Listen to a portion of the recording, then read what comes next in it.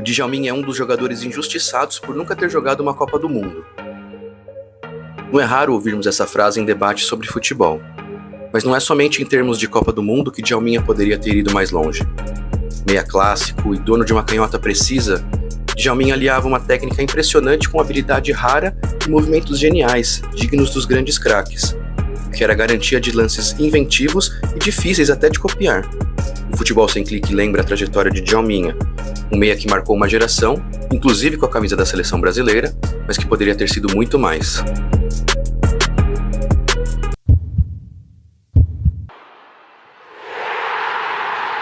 A carreira de Djalminha começou no Flamengo, na mesma vitoriosa geração que revelou grandes jogadores como Júnior Baiano, Paulo Nunes e Marcelinho Carioca. Campeão da Copa São Paulo de 90, Djalminha subiu para os profissionais e já conquistou a Copa do Brasil do mesmo ano, além do Brasileiro de 92. Sua passagem foi minada por uma briga com Renato Gaúcho, em 93, em que precisaram ser separados por Marcelinho Carioca. O clima ficou insustentável e o meia foi para o Guarani, clube onde ganhou mais espaço. O começo no Bugre foi promissor, fazendo o meia ganhar a bola de prata e estar na seleção do Brasileirão de 93. Após um ótimo paulista em 94, se transferiu para o Japão, mas não se adaptou e voltou para o time de Campinas. E foi nesse momento que Djalminha assumiu o protagonismo. Formou, ao lado de Amoroso e Luizão, o trio que aterrorizou as defesas paulistas e brasileiras. O meia ganhou destaque e apareceu de vez para o cenário nacional. Foi com a camisa do Bugre que Djalminha começou uma das jogadas que seriam sua marca registrada, o pênalti de cavadinha. Se não foi o inventor da cavadinha, foi o meia quem popularizou essa técnica no Brasil, e começou atrevido logo de cara. A primeira cavadinha do meia foi com a camisa do Guarani, em duelo contra o goleiro argentino Goicoechea, do Inter, famoso por ser um grande pegador de pênaltis. O sucesso pelo Bugre foi grande. Com isso, no final de 95, Djalminha foi contratado pelo Palmeiras, junto com seu companheiro Luizão. A passagem de Djalminha naquele Dream Team pode ser apontada como um dos pontos altos de sua carreira. No ano seguinte, o meia formou uma linha ofensiva com Rivaldo, Miller e Luizão, e brilhou no timaço formado pelo técnico Vanderlei Luxemburgo. O Palmeiras conquistou o Paulistão de 96, um esquadrão que ficou conhecido como o ataque dos 100 gols, ao chegar a históricos 102 gols marcados apenas nessa competição. Segundo o próprio meia, aquele foi o melhor time em que jogou. Ainda em 96, Djalminha ganhou a bola de ouro de melhor jogador do Brasileirão e foi convocado pela primeira vez pelo técnico Zagallo para a seleção brasileira. No ano seguinte, o meia fez parte da seleção que conquistou a Copa América de 97, com 2 gols marcados.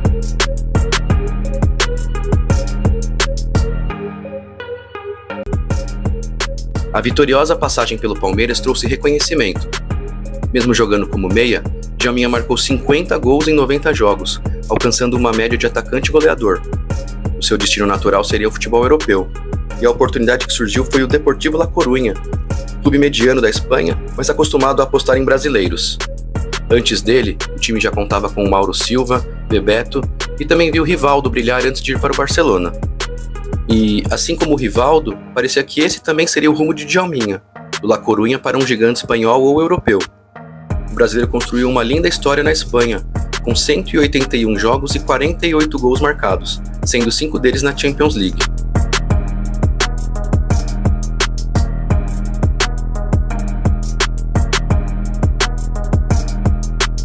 Djalminha estava em evidência, tanto que chegou a ser procurado pelo Barça. A ideia do clube catalão era esperar o fim do contrato do brasileiro, já que não poderia pagar a multa de 100 milhões de dólares. Djalminha negou, já que tornou-se ídolo da torcida e estava feliz no La Coruña. Além disso, levou o time à inédita conquista do Campeonato Espanhol na temporada 99 e 2000. O sucesso com a camisa azul e branca fez do brasileiro um dos maiores ídolos da história do clube. Djalminha sabia improvisar, sabia inventar, criou jogadas diferentes ao longo de sua carreira. É um tipo de jogador que não vemos mais. Raro, talentoso, até irresponsável.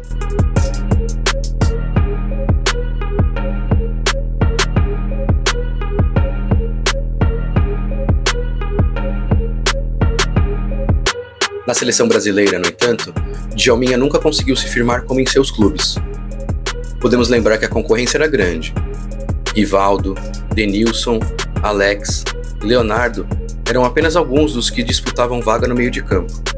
E quando parecia que disputaria sua primeira Copa do Mundo, em 2002, seu temperamento forte frustrou seus planos. Djalminha fazia parte das convocações de Luiz Felipe Scolari e naturalmente teria um espaço no elenco que viria a ser pentacampeão. O sonho foi por água abaixo após um grave desentendimento com o treinador Javier Irureta. Em uma discussão áspera, Djalminha agrediu o treinador com uma cabeçada durante um treino. Para piorar, a imagem foi gravada e veiculada em jornais do mundo todo.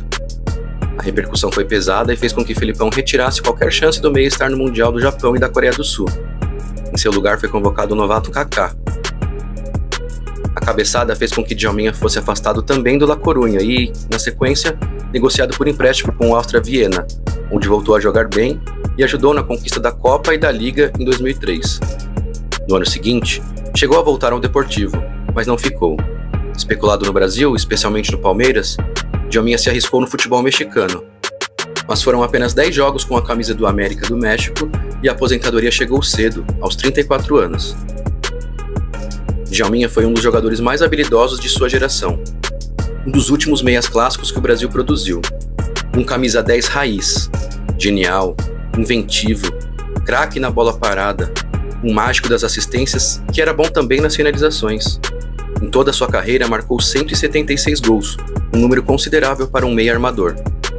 Com todo esse talento, é difícil imaginar que Djalminha não tenha saído do La Coruña. Talvez, se tivesse topado a ida ao Barcelona, a história poderia ter sido diferente.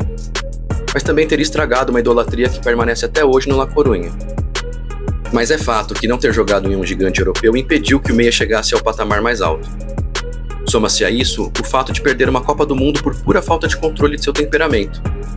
E para seu azar, exatamente a Copa vencida pelo Brasil. O que poderia ter mudado se jogasse naquele Mundial? Talvez ajudasse na tão comentada transferência para um gigante europeu? Ou mais reconhecimento, títulos e prêmios individuais? O talento estava ali, latente, brilhando. Djalminha foi um gênio e deixou registros históricos de sua qualidade. Mas poderia ter sido muito mais.